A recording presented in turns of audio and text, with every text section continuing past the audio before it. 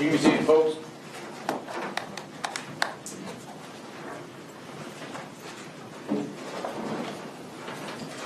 Everybody ready? Yes, sir. Okay. Are you doing the cross, Mr. Bowman? Yes, sir.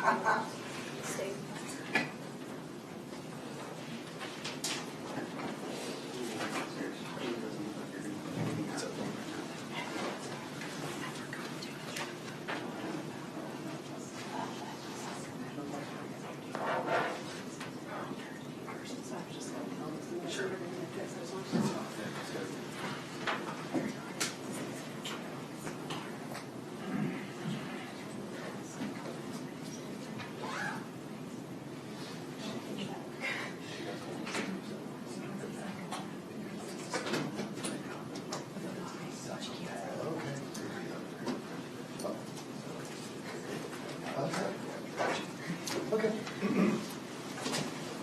Ron, did you do anything? I don't think so, Your Honor.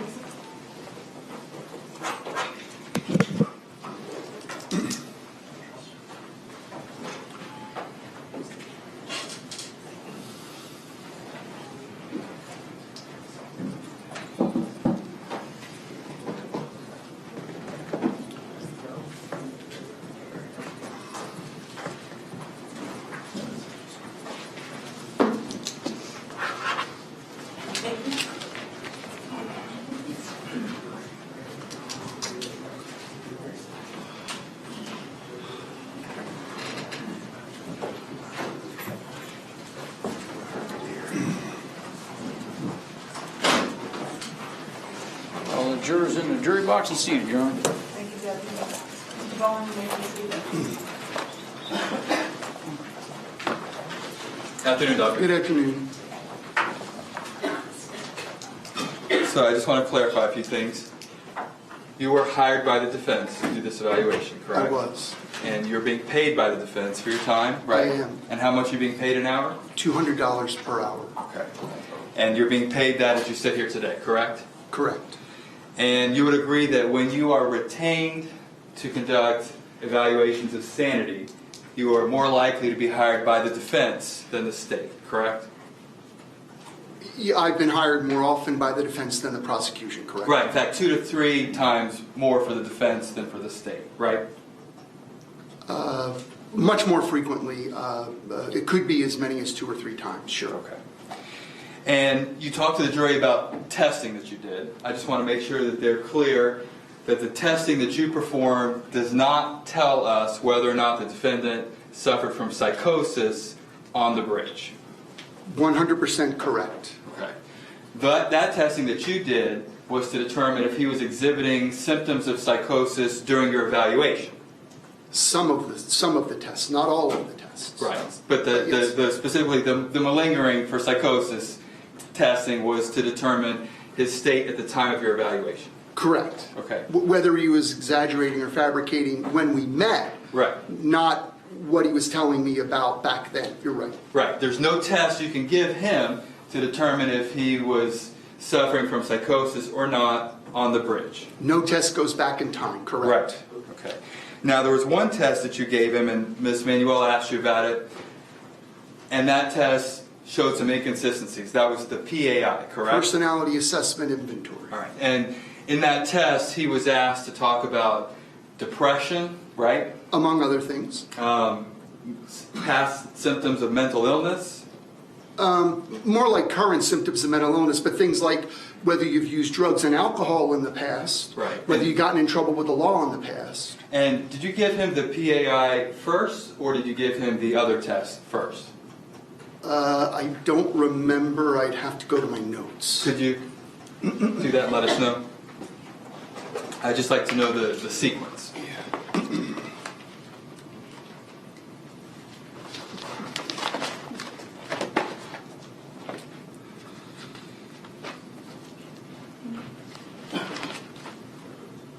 Just gonna pull them out.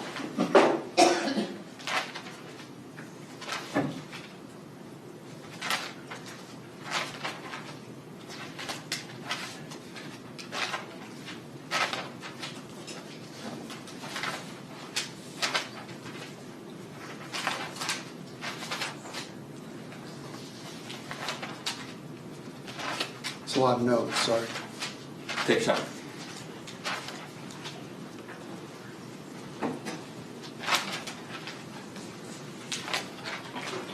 My first contact with him, I didn't give him either of those tests. Okay. Okay, so remember, I met with him 3 times. So that's the notes from the first meeting.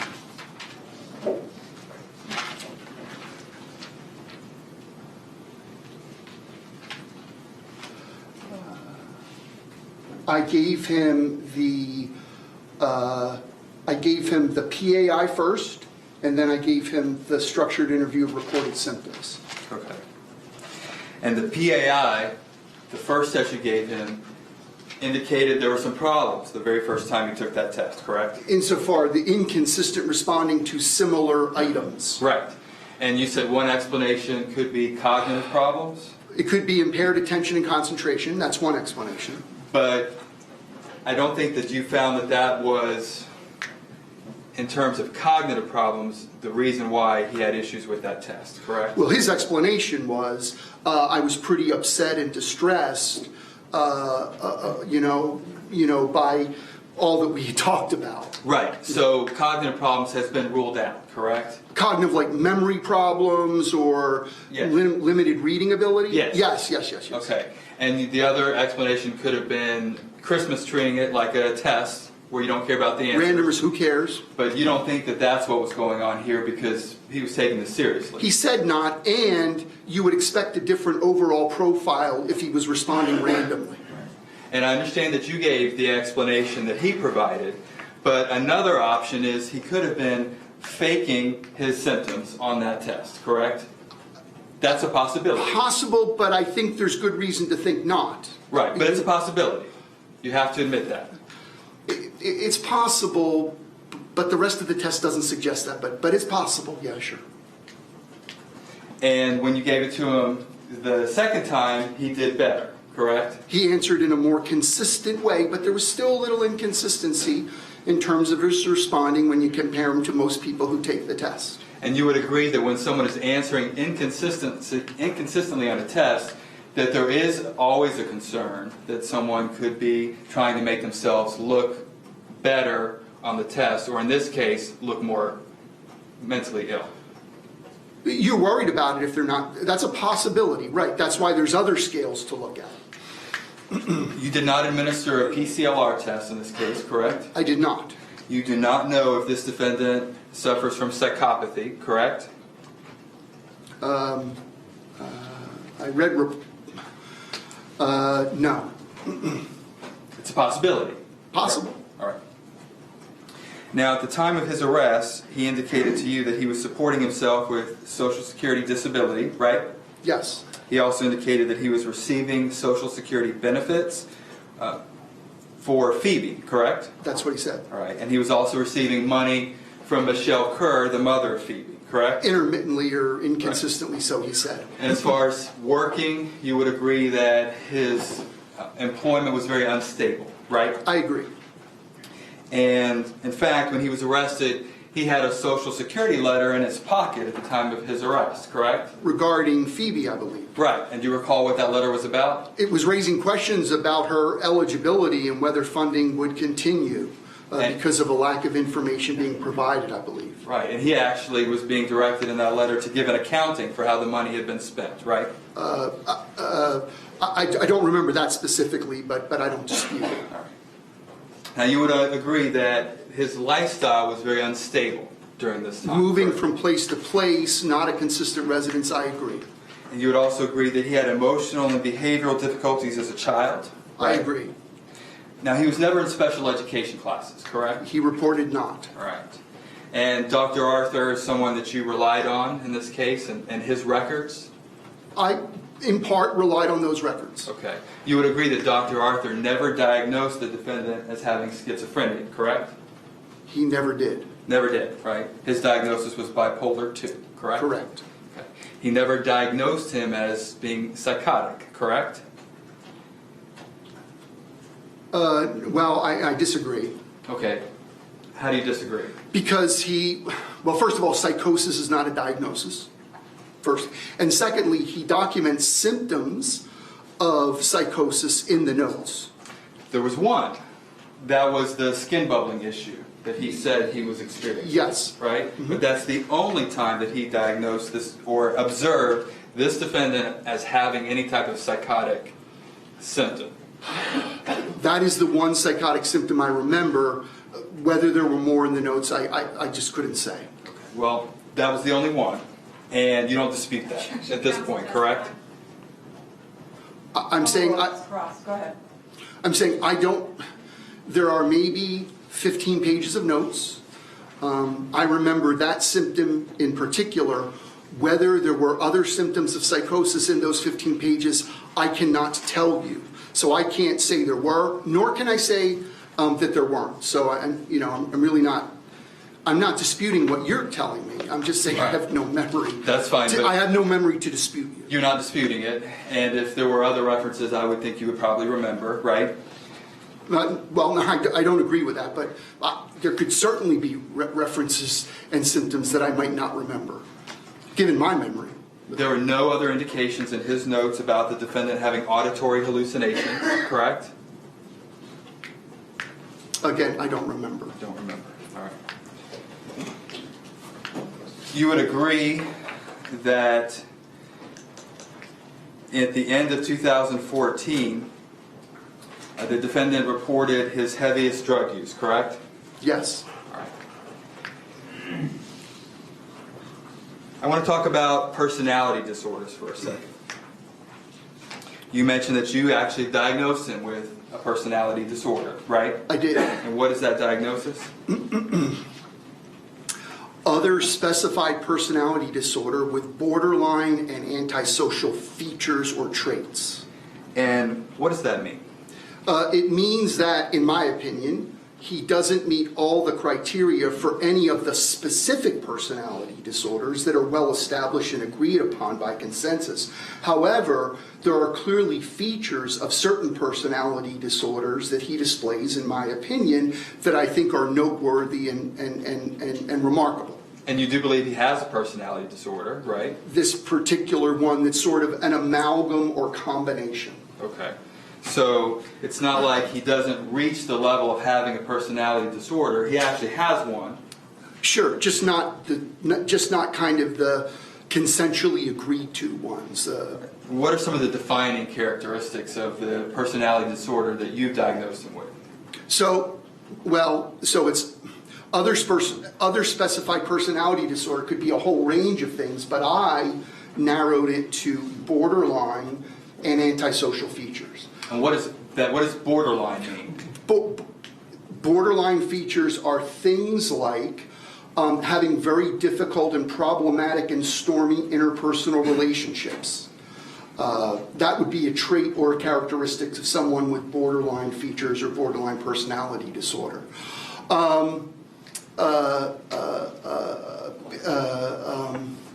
Having poorly controlled emotions. Right? That you don't do a very good job of controlling your emotions. Seeing things in black and white terms. Someone's either wonderful or they're terrible. And people in your life, you'll go back and forth in terms of your opinions of them. So it's a very unstable and a very troubling way of interacting with people. And that's the borderline piece. And that's something that is his personality, correct? In my opinion. Right. And that's separate from your diagnosis of schizoaffective disorder, correct? That's correct.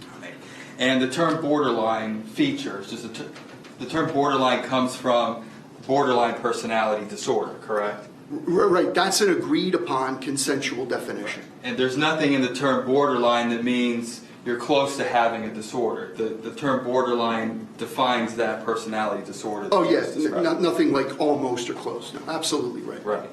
And you also said antisocial features. What do you mean by that? Yes, well, antisocial features are behaviors typically characterized by things like not meeting your responsibilities, taking advantage of other people, not following rules, breaking the law. And based on your opinion, the defendant meets those features, correct? He has some of those features. Right. Yeah. Oh, and that's features. Yes. You didn't ask about borderline. I'm sorry. You didn't ask about antisocial personality disorder. No. We're Right. talking about the antisocial features. Features. Yeah. But there's enough of these features that he actually meets a personality disorder, in your opinion. He does. In my opinion, he doesn't meet. I could have said antisocial personality disorder. I didn't. But I acknowledge that there's some behaviors he's displayed, some features, some traits he has that are antisocial in nature that are worth mentioning here. But they rise to the level of a disorder. When you put them all together, yes. Right. And as far as antisocial personality disorder, the reason you did not diagnose him with that is, in your opinion, you did not see a conduct problem in his childhood years, correct? Right. If you were given evidence of a conduct disorder in his childhood years, that would change your opinion, correct? Yes. And if you were provided that evidence, then you might likely find that he does have antisocial personality disorder, correct? Quite possibly, yeah. All right. Does the defendant have aggressive behavior? Is that part of Objection. your disorder? Maybe. Yes.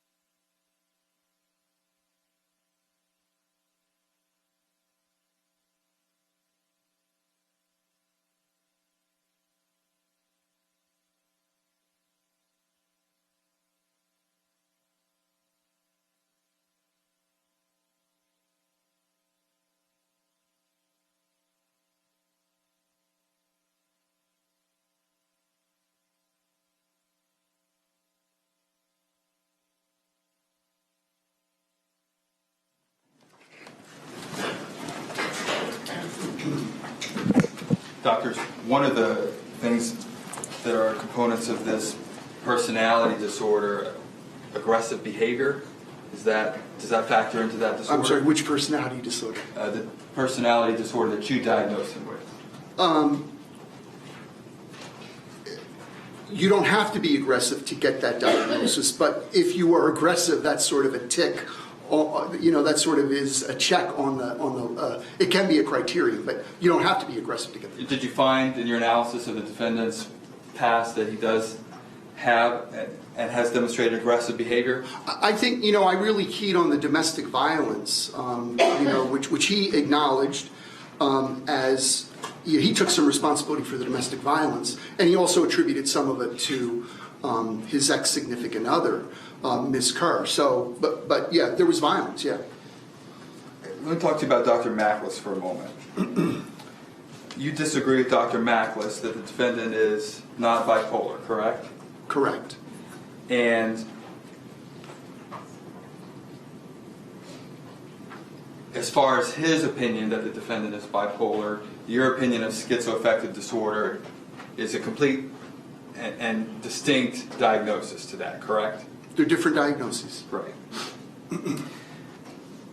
In your report that you wrote, you would agree with me that you did not make any reference to the fact that the defendant threatened his mother on January 5th, just a few days before the murder? I don't know if I knew that. Does that change your opinion at all? No. Not at all. No.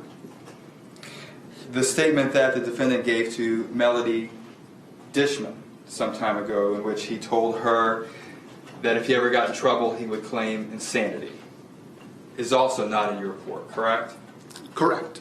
You knew about that statement at the time that you wrote your report, correct? Yes. I referenced it in my report. And you would agree that on January 6th, when the defendant is with Genevieve Torres, the day before the murder, that he's goal-directed in terms of what he wants?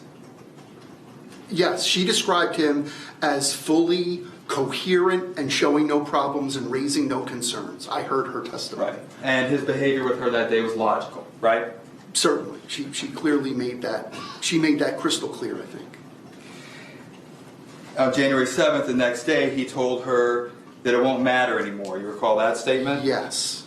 And then later on, when he's with the Hillsborough County Sheriff's deputies, he explains that statement. Do you recall that? That's my memory. Right? And he tells them that he's confident his attorney is going to get him the outcome that he wants, correct? That's my memory of what he told them, yes. So when he is confronted by a statement that could indicate premeditation of the murder, he has a logical answer for what he was thinking at the time, correct? So the assumption is that by saying none of this matters, that's premeditation of the intent to murder. And that it could be, yes. Could be. And then so by him, by him saying, I'm confident that I will prevail. Right. That's evidence of that he's attempting to hide his premeditation deliberation. Well, what I'm saying is when he explains that statement, his explanation was logical. That's my point, right? He makes this response, it's not going to matter anymore because I have a good lawyer who's going to help me with my case. Yeah, that's potentially logical, sure, yeah. You testified I'm just saying, you could interpret it's not going to matter anymore as I'm doomed for failure, in which case saying, hey, I'm super confident, cops, this is all going to work out because I have a killer lawyer. It could just as well be that. But I don't dispute that your possible interpretation, sure. Now, when he drove south, you testified that he was driving south because he had this delusion of an ice age coming, right? So he said. But when he went over the Skyway, he took 75 up north, correct? Yes. So that would be a contradiction in terms of the delusion, right? He's not going south. He's not going south. And he told you both he and Phoebe were possessed by demons, right? Yes. And he said both he and Phoebe had to die in order to save the world, right? Yes. But yet he didn't jump, correct? That's right. So the delusion was so strong, he had to kill his child, right? I didn't say he had to kill his child. Well, isn't that the delusion? Well, that he had to kill his child. I never said that Mr. Jonchuck had to kill his child. I'm not suggesting you did, Yeah. but I'm saying the delusion that he reported to you was so strong, he had to kill his child. That was the delusion. He had to kill his child to prevent the world from coming to an end. And he had to die too. And he had to die too. Right. So the argument is he followed that delusion because it was so overwhelming and overpowering that it made him do something he wouldn't otherwise do. Is that accurate? I don't know if I'm saying his volition was impaired, right? That he was overcome, that he couldn't, I don't think I've ever testified that he couldn't control himself. What I'm saying is that he told me that it was his belief that he had to kill his daughter in order to save the world, and indeed he did so. Right. He killed his daughter. And it's your testimony that the delusion is what drove him to do it, right? What caused him to do it. Right. And we're assuming he wouldn't normally kill his child. Correct. So that delusion had to be so strong that it forced him to do something or compelled him to do something he wouldn't normally do. That's what you're saying. Led him to do something, right. But yet the other part of that delusion is that he had to die too. Right. And he didn't. That's right. In your opinion, he knew what he had done, correct? He intended to kill Phoebe. He knew the consequences of his actions. He didn't know the wrongfulness, in your opinion, but he knew the consequences. He knew that if, I think he reasonably believed that if he put her off the side of the bridge, she would die. Right. And that's your opinion as to his thought process at the time that this happened, Yeah, right? yeah. I hope I never suggested that I believe that Mr. Jonchuck thought I can put her over the side of the bridge and everything will be lovely, or, she won't die. I didn't mean to give that impression. Because that's not what he reported to you. That's right. Right. And you agree that there was some evidence that he did appreciate the wrongfulness of his actions, right? Some evidence, potential evidence, yeah. The fact that he fled from law enforcement. He either fled from law enforcement or he continued on his journey. Right, one of the two. Well, in your opinion, there was some evidence that he wasn't just continuing along his journey, right? That he was actually fleeing. I guess I have to say yes to that. Yeah. Okay.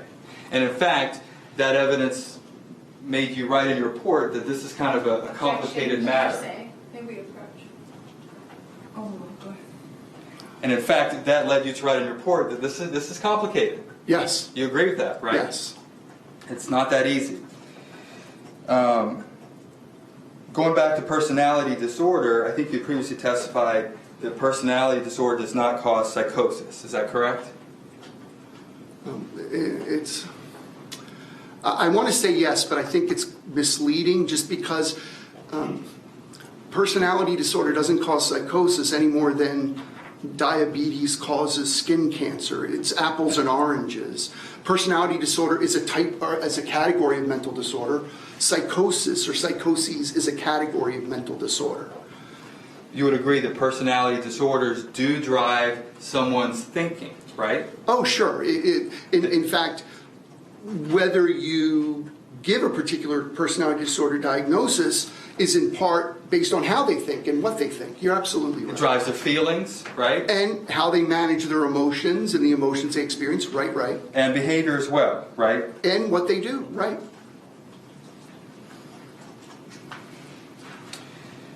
Previously, I think it was yesterday, you were discussing different types of impairment, and you'd reference people who are homeless. Do you recall that? People who are homeless with mental illness, Right. not everyone who's homeless. Right. As far as this defendant is concerned, prior to the killing of Phoebe, there was no other incident where the defendant was observed to be grossly psychotic, like he was in jail after the murder, correct?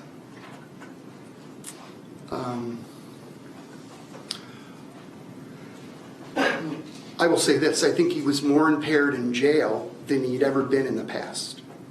But I think he was psychotic, whether it was gross or not. He was certainly psychotic before he killed Phoebe and before those events. But I agree with you. He was more impaired in jail than he'd ever been at any point in his time, at least it was ever documented.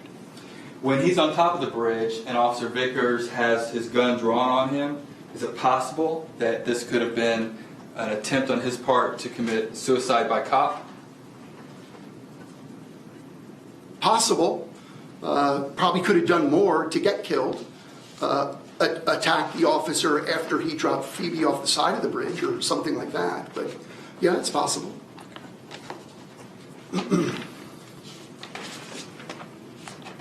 I guess leaving the officer who you want to kill you probably is a little inconsistent with hoping the officer will kill you. But it's a possibility. You would agree with that? Sure.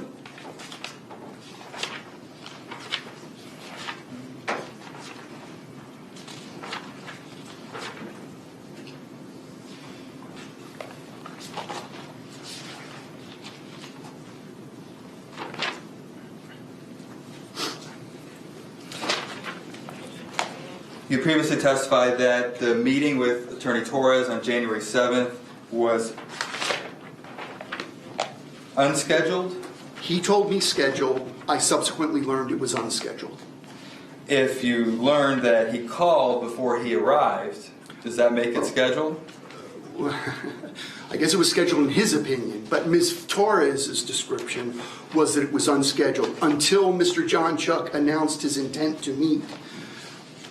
By way of the message, she had no intent to meet. That's all I meant. You read that email, and you brought out the fact that there was some punctuation missing. I read a few emails, yes. But you would agree, just because there's punctuation missing in an email doesn't necessarily indicate someone is psychotic, just by reading the email. It could be a sloppy writer or doesn't know grammar, yeah. Right, and you would agree that this defendant didn't graduate from high school, he dropped out, and then later got his GED? Yeah, that's true, but I mean, to be fair about this, he showed perfect grammar in his August email, right? I mean, that was perfect. He demonstrated a knowledge of punctuation, good grammar, finishing one thought, moving on to the other, and I think it stands in stark comparison and contrast to the latter email that was sent, that we're referencing. But you're not suggesting that just because he missed some punctuation marks that automatically means he's psychotic? No, it's not just the punctuation marks. It was the kind of moving from topic to topic and making assumptions that Ms. Torres might be knowledgeable about things that she likely wasn't knowledgeable about. That too. Well, he was referencing his paternity case, though, correct? Oh, he was talking about the case that she knew about for sure. Right. Okay, a moment, Your Honor.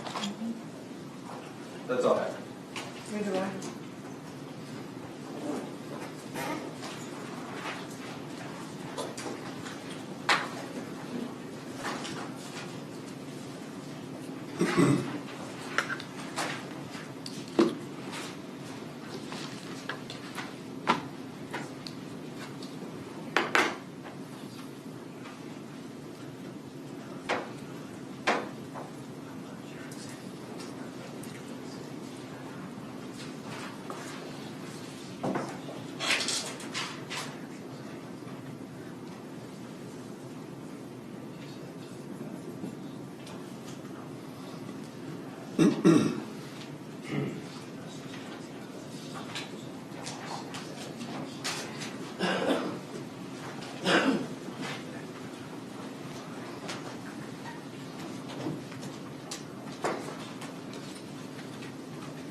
First witness session.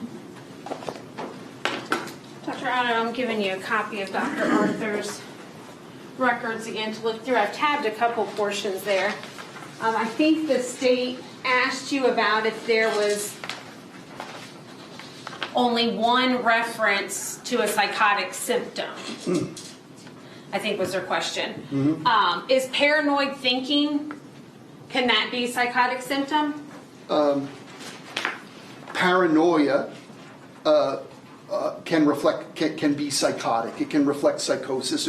Paranoid delusions reflect psychotic thinking, impaired thought content. We've talked about that a lot. Does Dr. Arthur make multiple notes about Mr. Jonchuck being paranoid or paranoid thinking? Okay, well, Take your time. looking at the pages you flagged, that's probably a good place to start. Probably. On one session, he describes Mr. Jonchuck as getting somewhat paranoid.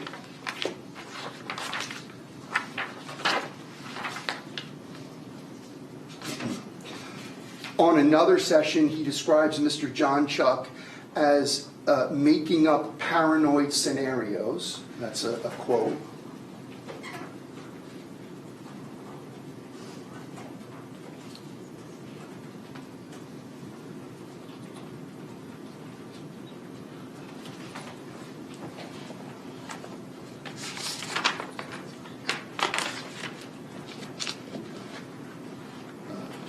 There were the somatic hallucinations that the prosecutor and I agreed on. What is a somatic hallucination? So somatic is bodily. So it's a very unusual kind of hallucination. So you might think that bugs are crawling on your body. This particular hallucination, as described by Dr. Arthur, was that his skin was bubbling. And when was that? I'm sorry. That's what he reported. His report to Dr. Arthur led Dr. Arthur to write somatic hallucinations, skin bubbling, and then there's a word I just can't read. When was that note?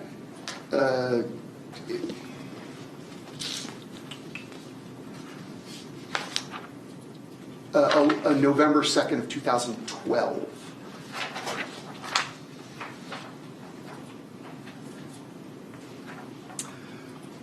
There's another note where Dr. Arthur describes the defendant as paranoid, feeling very paranoid and making up scenarios. So now, I can go through the rest of all these notes. That's okay. But I agree that the possibility of other psychotic symptoms are suggested by descriptions of the defendant as feeling paranoid, but you know, sometimes healthcare professionals use words in ways they shouldn't be used. So I'm making an inference based on the words, based on Dr. Arthur's notes. And did Dr. Arthur prescribe Seroquel Yes. and Abilify? Yes. And we talked about what Seroquel was already. What is Abilify typically prescribed for? Abilify, off the top of my head, I don't remember. Okay. Sorry.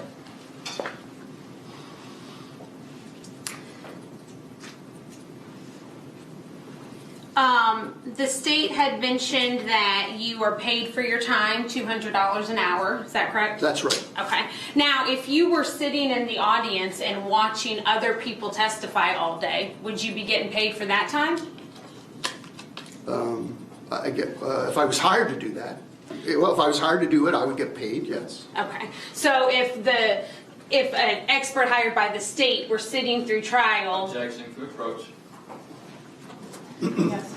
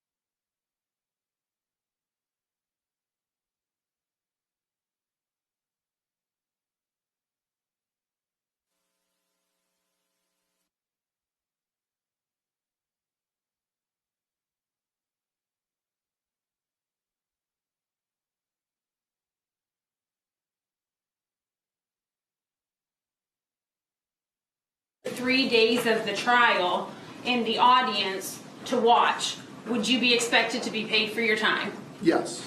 Were you asked to come sit through anything other than your testimony? I've never been asked to sit through anything other than I've never been asked to sit through a trial.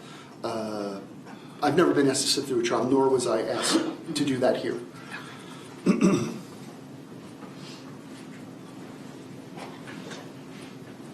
I will acknowledge that at one point you did ask me to review the video recording of a particular witness who testified. That was Ms. Torres after she testified. So I did do that, but that was in my office or at home, I believe. Gotcha. It was up online. All right.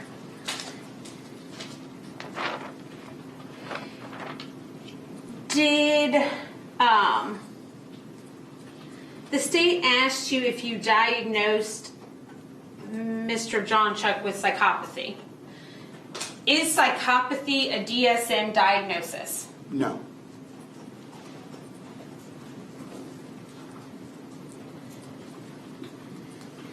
Mr. Jonchuck was receiving, you indicated was receiving benefits, Social Security benefits, in part for Phoebe, right?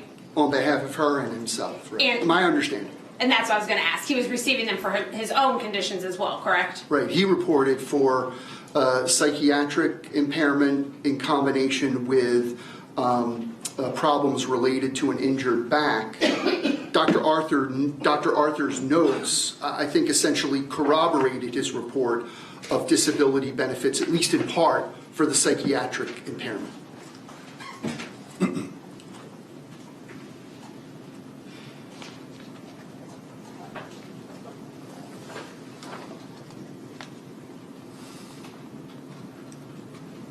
Why did you not, the state asked you that you did not administer the checklist, the PCLR. Mm-hmm. Well, first off, is the PCLR a test or a checklist? It's an assessment tool. I don't describe it as a test. That's not to diminish it, but I describe it as an assessment tool. It stands for checklist, right? Psychopathy checklist revised? That's what it stands for, PCLR. Gotcha. And why did you not administer that? I don't think it's really relevant in cases when you're assessing someone's mental state at the time of the offense. Is there research that suggests that position? Objection. It's hearsay. Is there research that suggests that There's position? been 2 studies that I located that were done, looking at the frequency with which that tool is used and how helpful it is considered to be. I found 2 pieces of research that indicate that it's rarely used and not considered to be providing particularly relevant information. Regarding somebody's mental state at the time of offense? Yeah, in Right. the sanity context, right? Okay. Other applications, yeah. So did you administer tests that you thought were actually relevant to your determination? Right, they're the ones I administered. Do you think that John killed his daughter because of a personality disorder? No.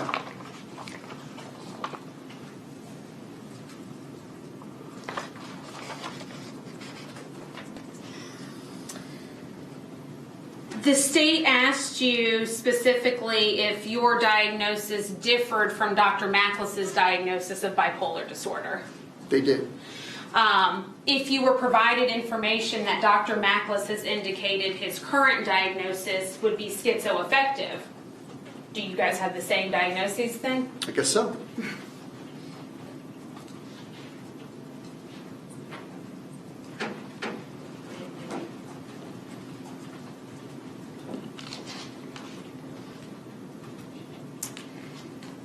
The state asked you regarding the PAI, the personality testing that you did, if it was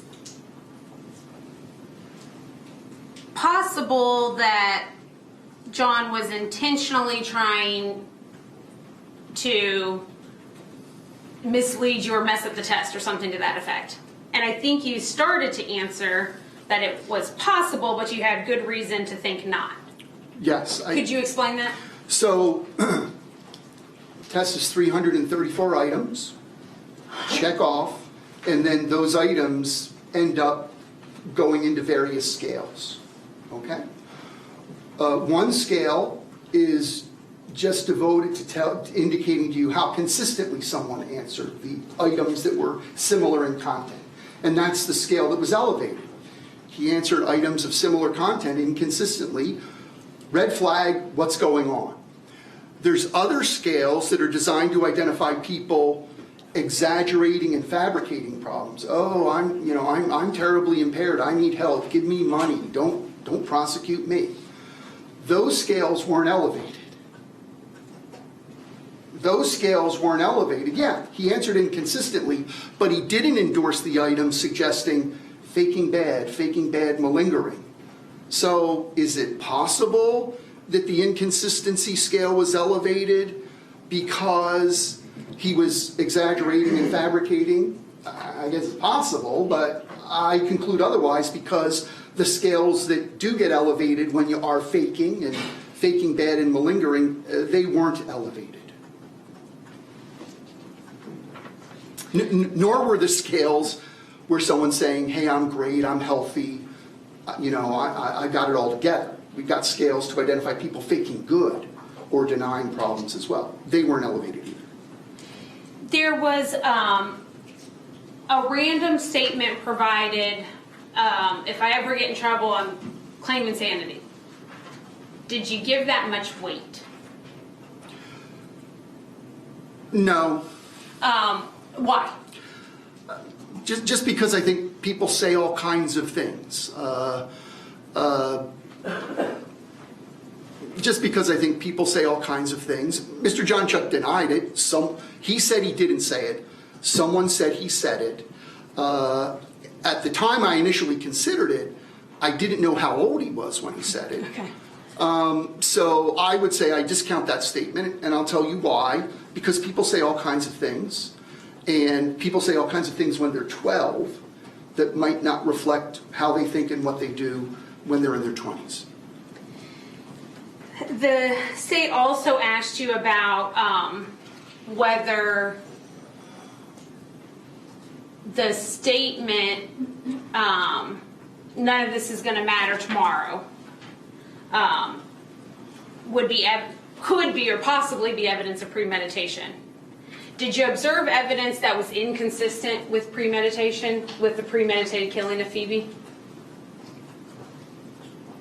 Well, what I would say is I thought that if he left his house with the idea of killing Phoebe, he did it in a very clumsy way, insofar as he engaged in a string of behaviors that really drew attention to himself. And if you were thinking clearly and you're not impaired by symptoms of severe and persistent mental illness, in my opinion, that's not how you go about doing it. That's my logic there and my thinking about it. Well, would it make sense that he was... Let me say this. I'm sorry. No? I also think it doesn't make a lot of sense. Non-responsive. I also think it doesn't make a lot of sense if you're intending on killing your daughter later in the day to act in such a way that you draw the attention of organized law enforcement, to get your attorney to breach attorney-client privilege and call the cops on you when you know the police are fully capable of hauling you in for involuntary examination, what most people refer to as a Baker Act, right? I don't think it works to your advantage if your goal is to kill if the goal is to kill your daughter, to draw all kinds of attention by behaving in ways that get people that arguably might get people concerned, putting salt under the doors and claiming Bibles are knocking and your daughter's chanting and she's possessed and you're the Pope and all of that. As I interpret that, I think that's inconsistent with someone who is planning to kill his daughter and move on. Well, what would you say that there was, I guess, so it's premeditated and then he just throws in these things to claim insanity. Does that make sense? Okay, well... And again, it's leading, Your Honor. So, okay, so, all right, I'm going to kill my daughter, and I'm going to lay this trail of breadcrumbs to get the insanity defense. That may have started then in 2011 and 2013 when he was treated for significant impairments by Dr. Arthur. So that, I don't think, in fact, 2011, I don't believe Phoebe was alive at that point in time. But the history of psychiatric symptoms long predates these events. May I have a moment, Judge?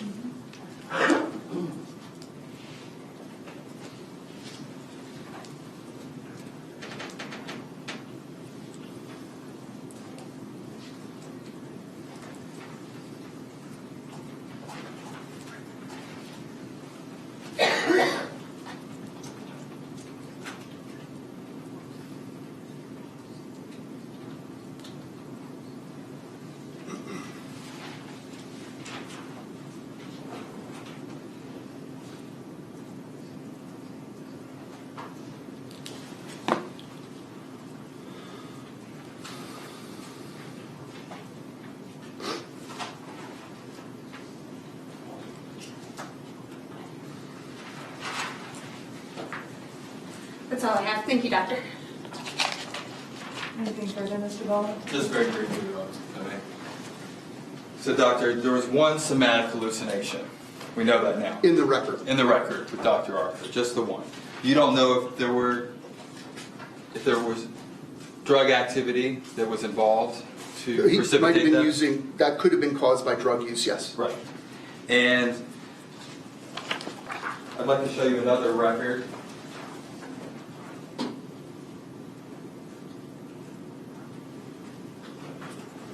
Coach, what? You would agree in this record by Dr. Arthur, specifically letter F, he's asked to report whether or not there are any hallucinations, delusions. He says none reported. Yeah, I think this is the intake form, right? So that's all. I mean, it would appear to be inconsistent with later reporting the somatic hallucinations that are in the record, but I think that's just because that form was filled out before the record that we were just referencing. But I agree they're inconsistent, but that's because that was completed before this, I believe. The somatic hallucination note. That's your opinion that this is an intake form? I think I mean, It mentions I have a factual basis for that. It mentions an adjudicator at the top. It's not an intake form. It's not an intake form. No, it was a claim, some kind of claim. Right. Yeah. For benefits like disability benefits, correct? Right. Right. And Dr. Arthur noted none reported on this section for hallucinations and perceptual disturbances, correct? And just now I'm confused because Do you need me to approach this again? maybe because what I have here Approach doesn't again. have what I have here doesn't have all pieces of the form. Maybe your copy does. That's page 2. No, page 3. Yeah. So it's the second. It's apparently one of 3 pages. Right. Yeah, that apparently was completed at some point in time. It's undated, referencing no hallucinations. Right. You would agree that when he's asked to write whether or not there was any history of delusions, unrealistic thinking, he writes negative. Right. I agree with that. But there's self-confidence and self-esteem issues is what he writes, correct? Yes. Right. And you would agree that Dr. Arthur's primary treatment of this defendant was related to his mood, correct? I think that's accurate. His mood. Yeah. Right. And you would agree that Seroquel, which is a drug Ms. Manuel just asked you that Dr. Arthur prescribed, is a drug that's also used to treat mood disorders. Mood and other kinds of impairments. Right. I agree. And nowhere in the records from Dr. Arthur does Dr. Arthur ever use the word psychotic or psychosis, correct? I don't remember ever seeing those words. All right. And you would agree that psychopathy, while it may not be a DSM diagnosis, is a real clinical term, correct? It's a real clinical phenomenon. It's a real thing. Right. Yeah. You don't doubt that that is a real thing. Oh, absolutely. Right. And in fact, I agree. You agree, right? And you would agree that psychopathy is the most extreme form of antisocial personality disorder, or a variant of antisocial personality disorder. They have some similarities, yes. Right. And you, in fact, have administered a PCLR before in your career, haven't you? Yeah, never in a case like this, but in other cases. Let's approach it.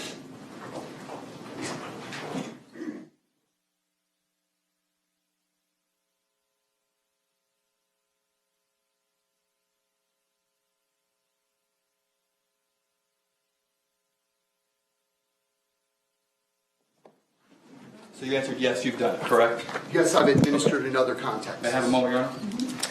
That's all I have. Anything further? No. Does anyone have any questions for Dr. Otto? Okay, Ms. Rusta?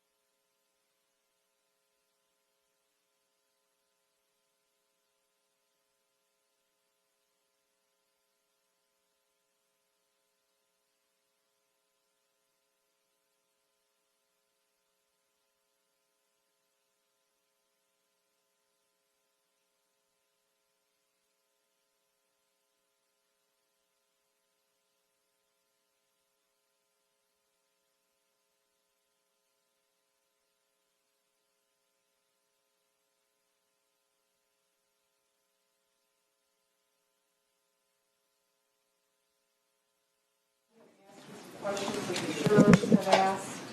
If you're better at looking at it as opposed to me reading it, you can do that. Question, this is from, why is psychosis not a diagnosis? Whose question is that? Okay, Mr. Miranda. The psychosis is mental illness is broad, and there's different categories of mental illness. So, for example, there's things called neurodevelopmental disorders, autism, intellectual disability, other kinds of impairments that we demonstrate typically when we're younger. That's one category. There's another category of disorders, mood disorders, bipolar disorder, manic depression, major depression. Okay? There's another category of disorders called psychotic spectrum disorders, or psychoses, schizophrenia, schizoaffective disorder, psychotic disorder secondary to a traumatic brain injury. So think of it, I don't know, maybe think of it as the equivalent of, there's General Motors, and then we have Chevy, and we have Cadillac, and we have Pontiac. We have mental disorders, we have psychoses, schizophrenia, schizoaffective disorder, psychotic disorder secondary to traumatic brain injury. So I'm not saying that if you're psychotic, you're not mentally ill. I'm just saying that that's not a specific mental illness. That's the distinction. Did that answer your question, Mr. Miranda? Yes. Okay. The next one is from Ms. Resto. When did John stop using drugs in 2014? He reported anywhere between 2 and 4 weeks before. He inconsistently reported between 2 or 4 weeks before the end of the year. Does that answer your question, Ms. Resto? Okay, this is another one from Ms. Resto. Could it be possible that the email with no punctuation could have been voice to text rather than him typing his email on a computer? You want to see it? Yeah, that's.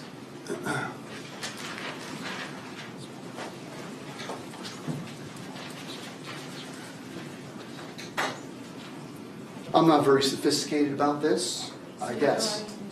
Oh, I use it, but I'm not very sophisticated. Yeah, possibly. Yeah, good point.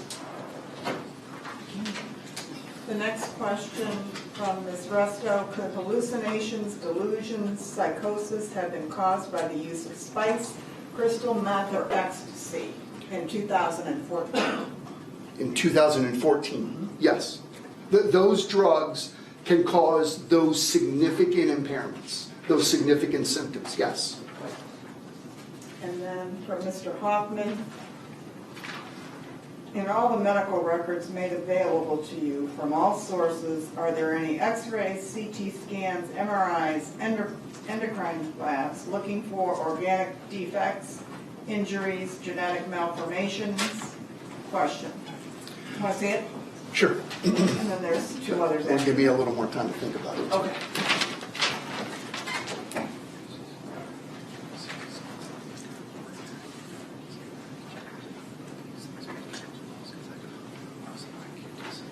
Okay. There were labs done. Anytime you enter almost anytime you enter a hospital, there's going to be labs. Oftentimes when you enter jail, there's labs. I don't remember any labs that were remarkable or relevant to understanding Mr. Jonchuck and his psychological functioning.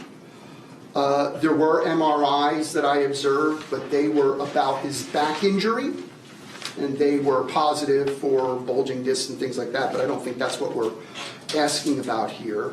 I don't remember seeing any brain x-rays or CT scans or MRIs or PET scans.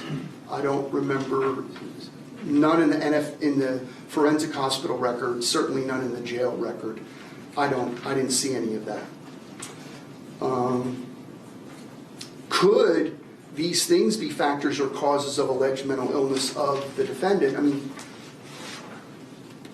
possibly, but it was never identified by any of the treatment providers or examiners, those kinds of impairments. And then there was another question, Judge? Yes, if you could read it and then answer. Was an IQ test administered? I don't believe any person who's ever evaluated Mr. Jonchuck, whose work I've seen, or any treatment provider has ever administered an IQ test. So his IQ has never been formally assessed by way of a test. I didn't see such records. Does that answer your question, Ms. Thomas? Okay, thank you. And I didn't, obviously. Anybody else have any other questions for Dr. Otto? Yes? Okay, take your time. I didn't write it down. Yeah, you should write it. It's a better practice. Thank you. Take your time.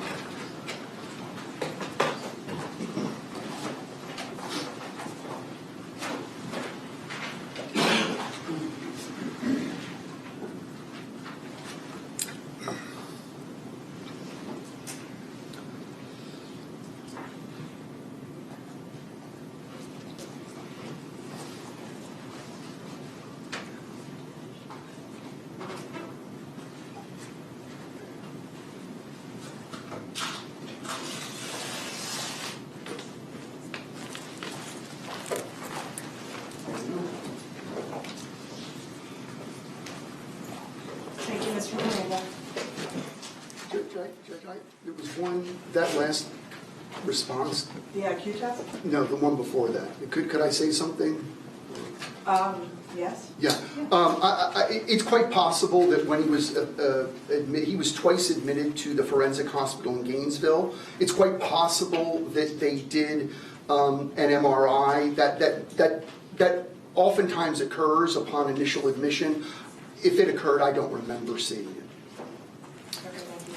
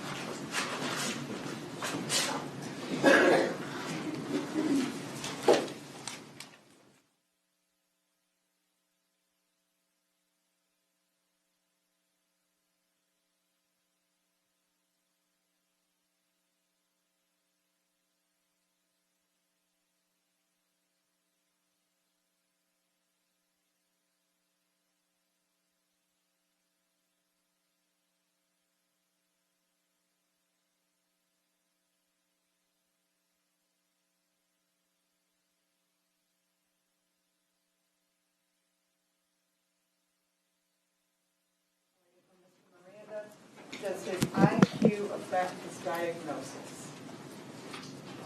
The only way the IQ would affect his diagnosis is if his intellectual functioning was significantly compromised.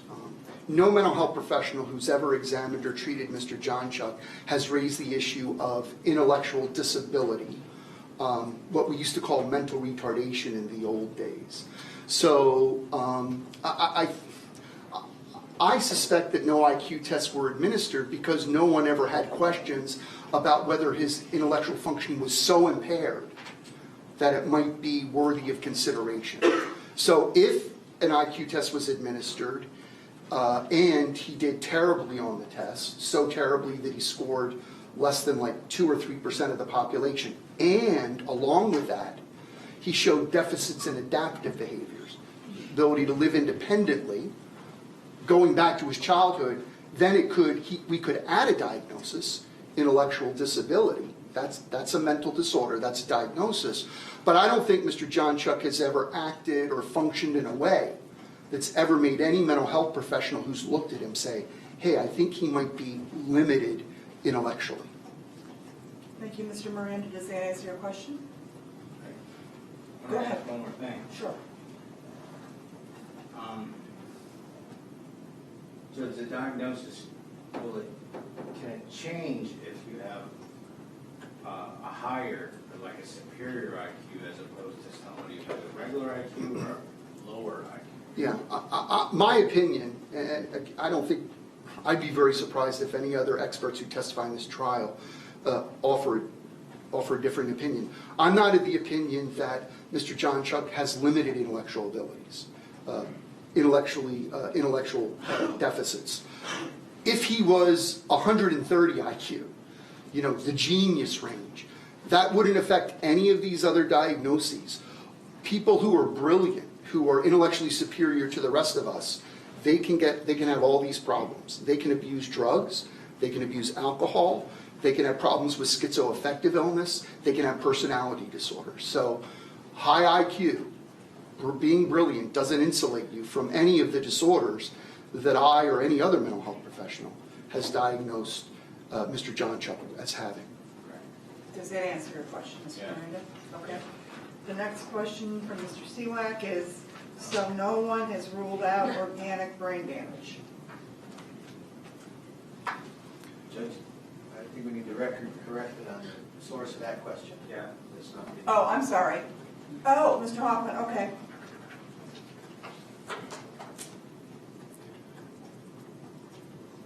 I guess I would say is no one's ruled it out by way of any of the tests that were referenced, to the best of my knowledge. Mr. Hoffman, answer your question. Is there any other way to rule it out? Well, if you saw some kinds of deficits that you thought might reasonably be expected to result from what you refer to as organic brain damage, or if you had any reason to believe that there might have been a basis for organic brain damage, like, for example, a blow to the head, or maybe being exposed to drugs or something when you were in utero or maybe eating lead paint when you were a kid or something like that. That's really the best I can give you. Answer your question. You can write another one if you want to. Sorry, I'll just leave it at that. Pardon? Okay. Anybody else have any other questions of this witness? No? Stand by or excuse? I have a couple follow-up, Judge. Okay, oh, sorry, go ahead. Dr. Otto, in the records you reviewed, did you see evidence that Mr. Jonchuck had been treated for seizures in the past? Yeah, he has a seizure disorder that's well established, even dating to childhood. There was a seizure disorder.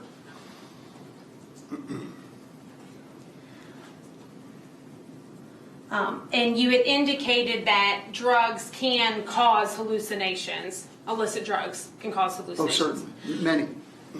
Did you have any reason to believe that that's what caused Mr. Jonchuck's hallucinations in January of 2015? Jack, will you approach? Yes?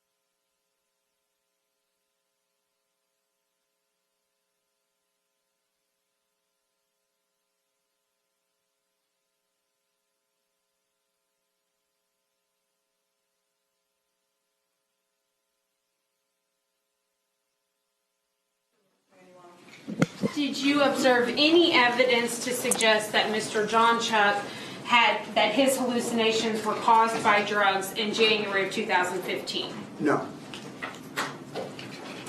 You had mentioned some issues that you might expect to see if somebody was exposed to drugs while in utero. I mentioned that could result in damage to your central nervous system. Could that also contribute to childhood behavioral issues? Certainly. If your mother is drinking a lot of alcohol or using a lot of drugs, you may be born prematurely. You may be born with intellectual limitations. Not a concern with Mr. Jonchuck. You can have problems with attention. You can have all kinds of emotional and behavioral and cognitive challenges if your mother is abusing drugs or alcohol while you're in her stomach. May I have a moment, Judge?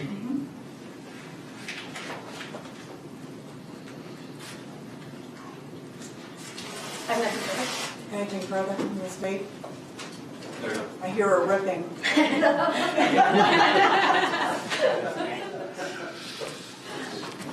He raised this question for me.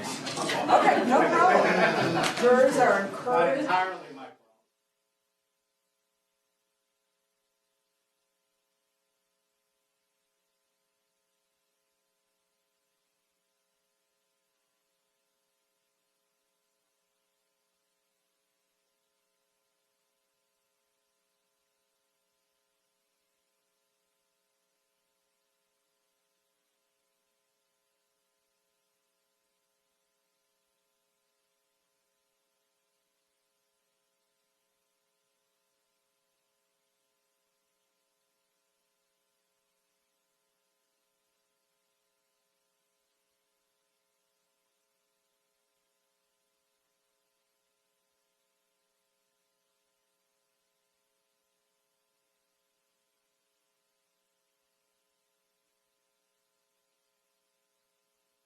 Mr. Miranda, can seizures cause a person with Mr. Jonchuck's mental disorders kill his daughter at the time of the offense? No, I don't think so. I don't think you attribute this to a seizure. Does that answer your question? Okay. Did I hear something else that had a question? Yeah, go ahead, write it down, take your time.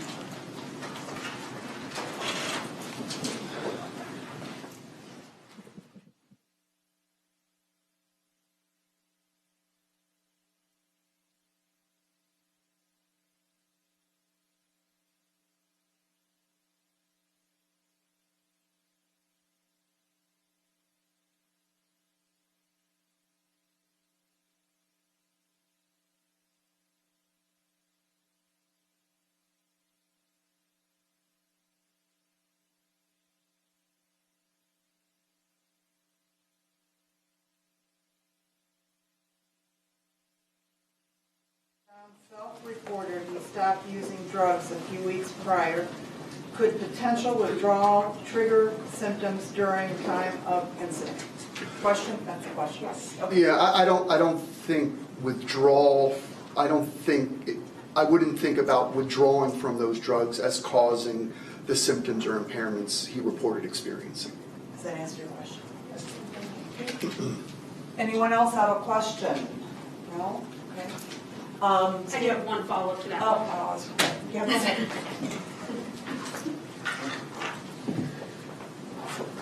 Dr. Otto, the timing for the drug use, did Mr. Jonchuck indicate that he had stopped using drugs sometime before, I guess 2 months before, but there was a relapse, there was a one-time relapse between 2 and 4 weeks? In December of that year, correct. Okay. Thank you. Anybody have an additional question based on that question? Okay. Excused or standby? We'd ask him to stay on standby. Okay, so Dr. Otto, you're in standby. Thank you for your testimony. Thank you.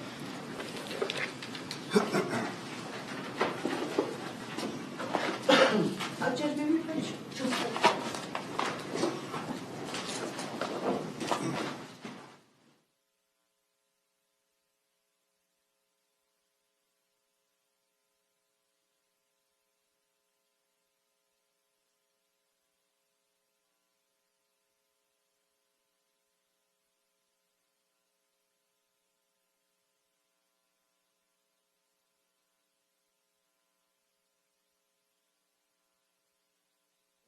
So 4:15, thank you very much.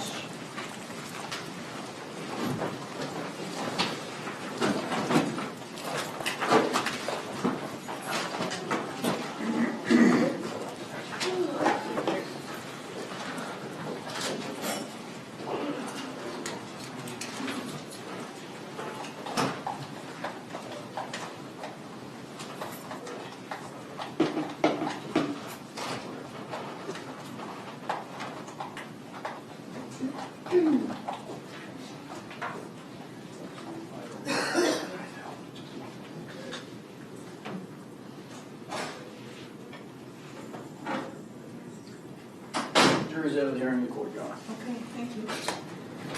All rise. Court will be in recess till 4:15 according to the courtroom clock.